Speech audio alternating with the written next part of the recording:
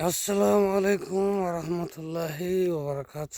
ሰላም የአማን ዩቱብ ተከታታዮች፣ ሰላም ሰላም ውድ የሀገሬ ልጆች፣ ውድ ኢትዮጵያውያን እንዴት ናችሁ? ሰላም ናችሁ?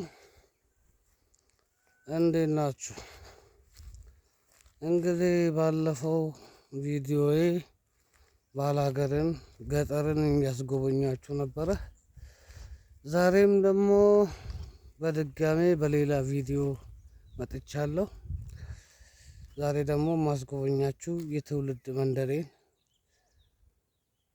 አስጎበኛችኋለሁ። እንግዲህ ይሄ የምገኝበት ቦታ በኦሮሚያ ክልል በአርሲ ዞን በሎዴ ጦሳ ወረዳ ልዩ ቦታው ቱሉ ያምቦ የሚባል የትውልድ መንደሬ እገኛለሁ።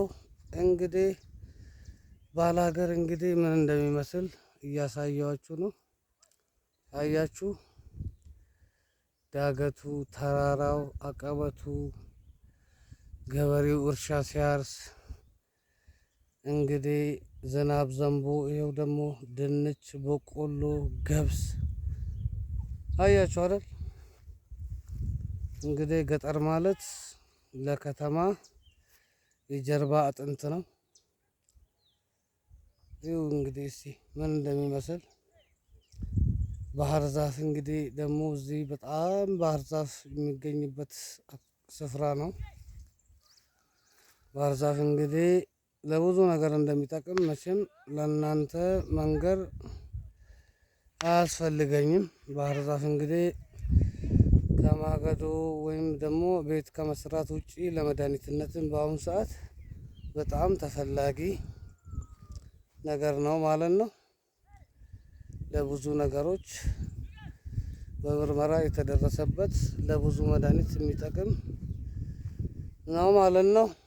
ይኸው እንግዲህ እዚህ ሰፈር በጣም ደስ ይላል፣ በእውነት ያምራል፣ ውበት አለው። እንግዲህ እዚህ ሰፈር ነው ተወልጄ ያደግኩት እና ገጠር በጣም ደስ ይላል። ማህበራዊ ኑሮ፣ መተጋገዙ፣ መረዳዳቱ በጣም ደስ የሚል ነው። እንደ ሌላው እንደ ከተማው ሌላ አይነት ነገር የለም። ገጠር በጣም ደስ ይላል። ማህበራዊ ኑሮ በጣም ነው የሚገርመው፣ ደስ ይላል።